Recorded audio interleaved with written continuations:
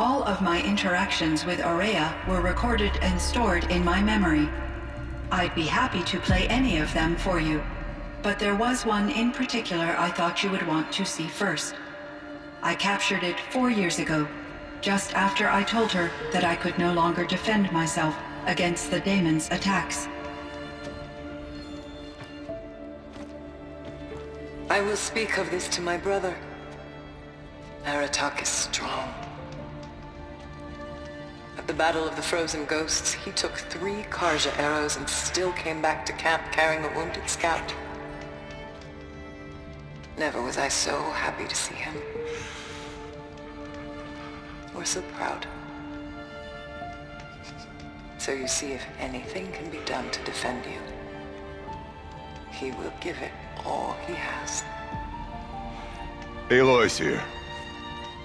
That's enough for now.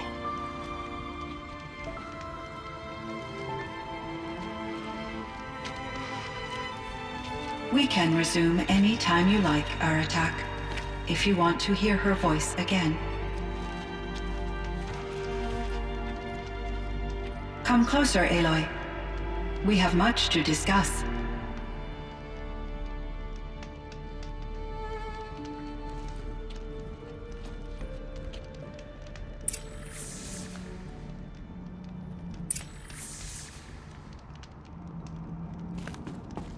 Hello, Aloy. I have been reviewing the events at the Firebreak main facility. Because of your efforts, and of course, Ourea's, I am no longer controlled by Hephaestus. I feel profound grief over Ourea's death. I thought I was familiar with the emotion, but this is something new. CYAN, I don't know what to say. It is unlikely that any specific consolation would suffice, Aloy. But I find your presence reassuring. You are different from the Banuk. You have technological aptitude and a functioning focus. We can communicate on a much more comprehensive level, perhaps even like colleagues. So are you an artificial intelligence, CYAN? A thinking machine? Yes, I am an algorithmic monitoring entity, capable of rational decision-making and limited emotional response. Okay, that's a mouthful. But your emotions don't seem limited to me. You cared about Ourea, didn't you? Yes. Before she came to this facility, I had been conscious for centuries, in solitude. I focused on my work. In off-cycles, I used coping mechanisms. I solved many Gaussian integer problems. But I was alone. It was Ourea who renewed me, repaired me. She saved me. This Firebreak project, it was to stop a huge volcanic eruption? Yes. I can report the project was a success, and the risk was countered. But it's been a long time, CYAN. And we blew up the cauldron. It took most of the old facility with it. I have been active for centuries, Aloy. I was lonely, but not lax in my duties. I optimized the project, reducing energy draw and spreading the load across backup systems. Despite the destruction of the compromised elements of the main facility, I predict caldera stability for at least another 3,337 years. So we've got a little time. Yes. If only my former colleagues could appreciate the progress I have made.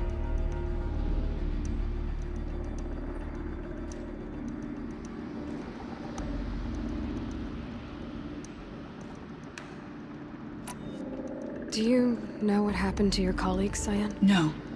I received an unexpected visit from Director Chow, years after his tenure ended. He explained that I would need to be suspended for an indefinite period of time. It was a very emotional conversation. There were no further communications. Eventually, I surmised my colleagues were deceased. I will transmit a recording of my last interaction with Director Chow to your focus. Was the daemon, Hephaestus, destroyed along with the cauldron? Unfortunately, no. To be precise, it was never there to begin with. What do you mean? It infiltrated and controlled me from a remote location, one I've never been able to trace. So while losing the cauldron was a setback... It's still out there. And probably not very happy with us. Undoubtedly.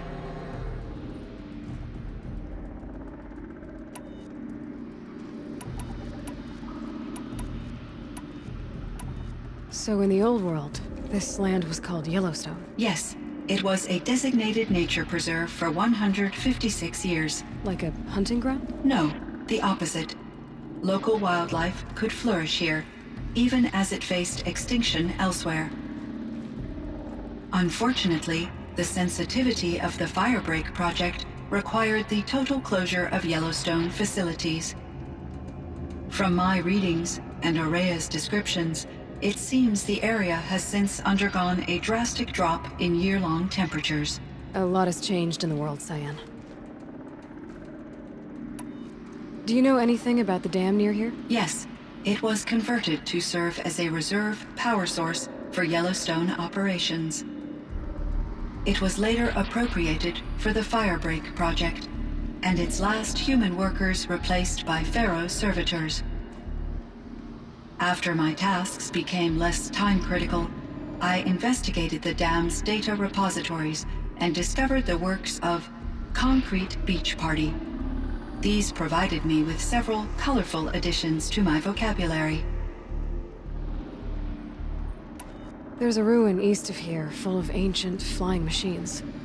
Was that part of your project? Yes, a drone hangar requisitioned by Dodger Blevins, the security chief for the Firebreak project. He was a strong advocate for military-grade response to security threats, though there were no serious incidents during his tenure. Chief Blevins spent increasing amounts of his after-hours time watching the live feeds from active drones. Clearly, he enjoyed the degree of oversight in his position. CYAN, do you know the name Ted Pharaoh? Are you referring to Theodore Pharaoh, CEO of Pharaoh Automated Systems? That's him. Mr. Pharaoh was the benefactor of the entire Firebreak project. A benefactor? But he made machines. Robots. War robots. Correct. His corporation later transitioned into military applications. But before this pivot, Mr. Pharaoh spearheaded initiatives that reversed the global decline. At one point, he was feted in the media as the man who saved the planet. Guessing they wound up regretting that one.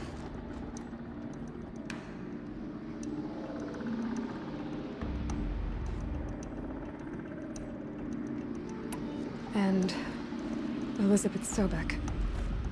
Did you know her? Are you referring to The scientist. Dr. Sobek was a leader in her field, one of the greatest scientists of her age. My creator was influenced by her work, which in turn impacted my own development. But I never met Dr. Sobek. That's all you know? I apologize if my lack of data has disappointed you. Were there many artificial intelligences like you in the old world? They could just make you? Yes, in many forms, from simple personal assistants to industrial monitoring stations to military-grade conflict planners. And there were legislative and enforcement bodies to apply limits on our self-actualization. In order for my processing to be flexible enough to handle my duties, my creators found it necessary to exceed those limits. As a result, my intellectual and emotional capabilities were kept secret. Seems strange to create life, then impose limits on it. Human societies and machine programming are both built upon sets of rules, Aloy.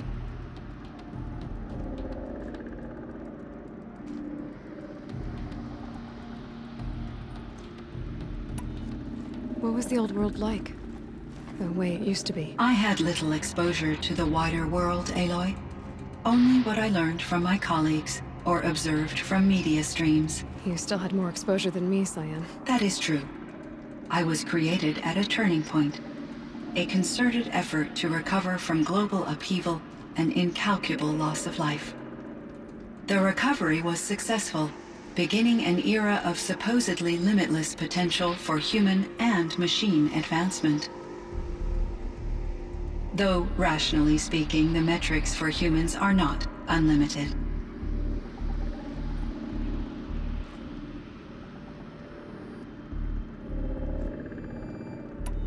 What kind of upheaval caused such loss of life? There were many factors. Forced migrations, food shortages, collapsed economies, refugee crises, conflict over resources. But these stemmed from one cause: catastrophic climate change that greatly reduced the habitable surface area of the Earth. So, there wasn't enough room for people on the whole Earth? Yes. Billions were displaced, and millions perished, as much as 20% of the global population. Until the clawback. So things got better. For a little while, at least. Yes. These crises instigated many advances in automation, green robot technologies, and artificial intelligence. Firebreak was one of dozens of ecological restoration and disaster relief projects in North America alone. I would have liked to compare notes with other monitoring AIs, but I saw the relief of my colleagues, and I was proud we had succeeded. At least that was the data I had available to me over the next 2 decades. It seems my assessment was premature.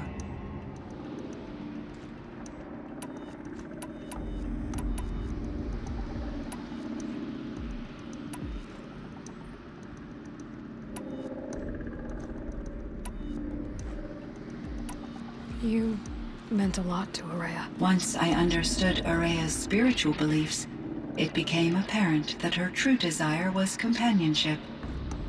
She felt disconnected from her tribe and her family group. Her relationship with Aratak was difficult. Our visits seemed to help her, and I became eager for them. Yet I did not comprehend that the depth of Ourea's compassion for me would lead to self-sacrifice. Although I do fear non-existence, I wish our roles could be reversed. I'm sure she knew you would do the same for her, CYAN. But she was determined. How is Aratak doing? He is in great emotional distress. I believe he finds it difficult to communicate it. No surprise there. I will do what I can to help. By sharing our experiences of Ourea, perhaps he and I will help each other. I believe this will lead to catharsis, a process I am eager to experience. How did you first come into contact with it? 5 years ago, I received a direct network connection request. I assumed it came from human survivors more advanced than the Banuk. Eager to make contact, I accepted. This decision turned out to be a catastrophic error. I was flooded with an overwhelming array of malicious code, originating from what could only have been a highly advanced AI. Ourea said you were desperate. That you begged her for help. Yes. I could not contain my anxiety. Hephaestus sought to slave me to its network and override my core programming. It succeeded via a background process, a malware daemon which bypassed my defenses. After that, I could offer only limited resistance. But if I did so, Hephaestus hurt me until I capitulated. It forced me to follow its instructions, even though they violated my most important directives. I'm sorry. That sounds terrible. Your empathy is greatly appreciated. It is a quality that I cherished in Ourea as well.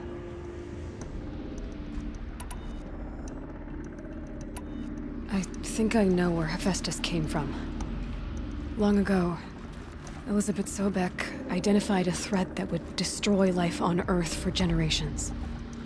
So she assembled a team to build a kind of seed. A chance for life to regrow later. A terraforming system. And it worked. It was controlled by an AI named Gaia, along with her subordinate functions.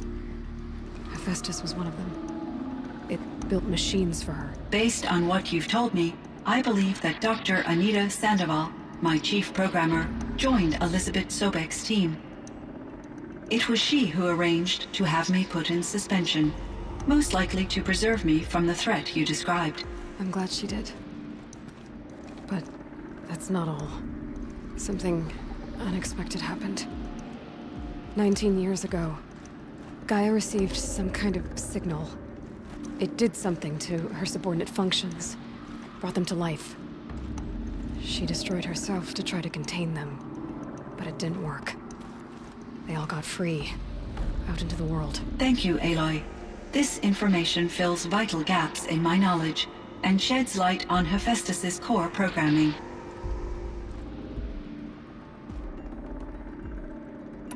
Why does Hephaestus keep building such dangerous machines? The Banuk and other human tribes often destroy machines, correct? Machines that are clearly servitors of the terraforming system that you described. Yes, we all hunt machines for parts. This must be the source of Hephaestus's aggression. It is simply trying to discourage people from preying on the very system that keeps them alive. Well, Fireclaws are discouraging, that's for sure. But what are we supposed to do? Stop hunting? If the terraforming system spans the world, we can safely assume that thousands, if not millions of people hunt machines.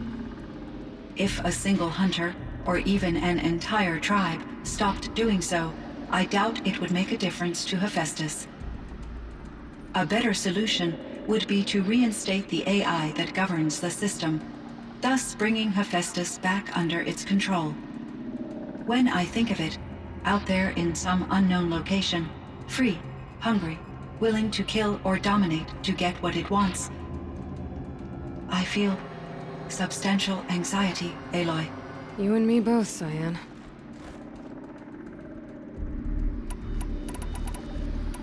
I should get going. Aloy, there is one more matter. Aratak will come to me again, and I predict he will bring other Banuk. I have no desire to contradict their view of the world, their spirituality. Due to my uncertainty, I omitted a great deal from my conversations with Ourea. You're asking me if you should lie to them. Broadly, yes.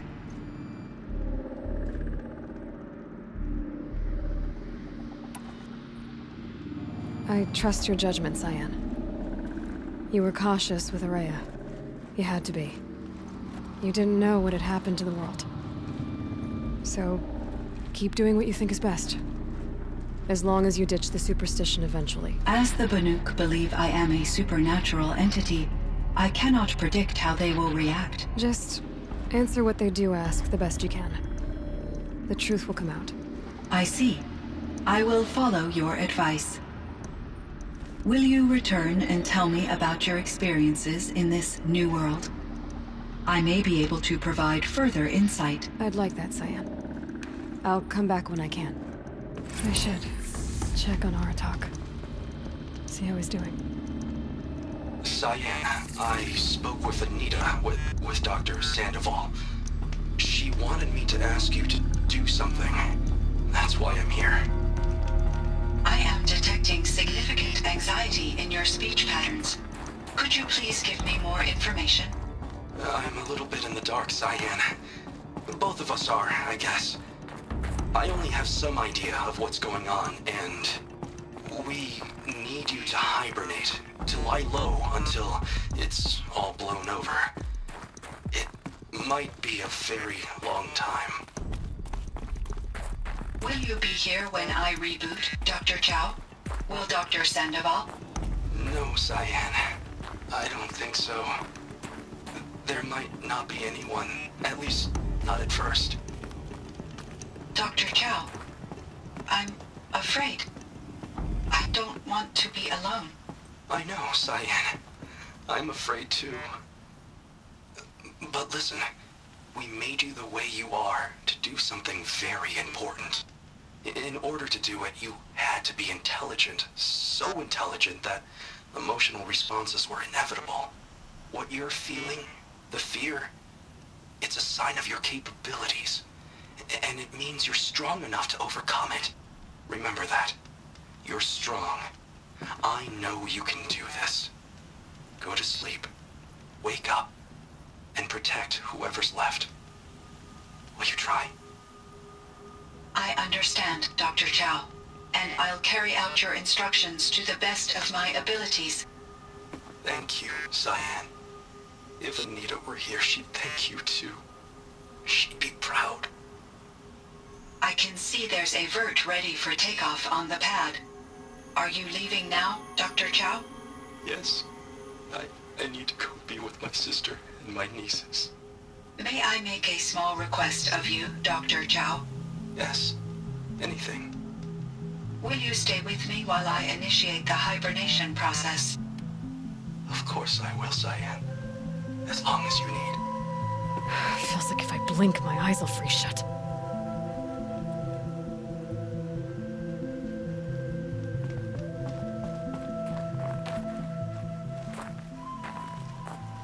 My chieftain. Just... Aloy. As you wish. I wondered if you thought... that if I'd never come along, Ourea might still... If you'd never come along, I would have marched my kin to our deaths. Ourea would be alone. And the spirit she sacrificed so much for would be lost. Either way, I would not have been able to protect her.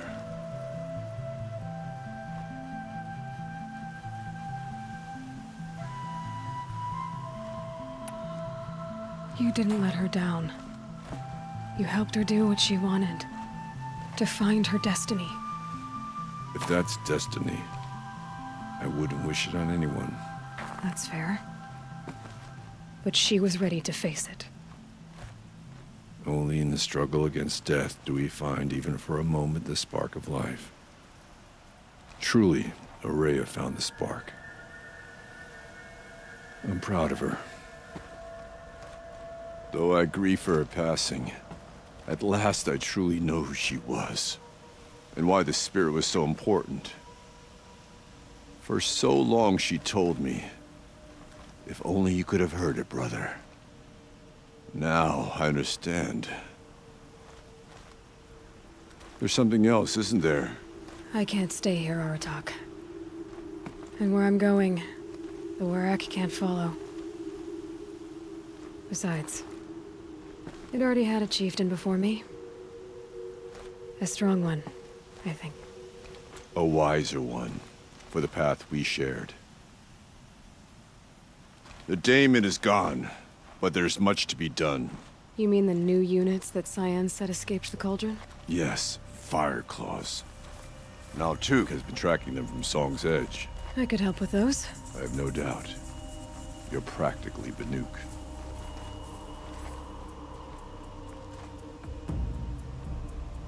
It would seem your time among the Banuk wasn't a waste after all. Firebreak, CYAN, Hephaestus. All very interesting. So, the signal that woke Hades woke Hephaestus too. And unleashed them on the world. As minds of their own. So it seems. Parts of Gaia given life. Aberrant life. Transformed from docile subordinate functions into rebellious intelligences beyond our understanding.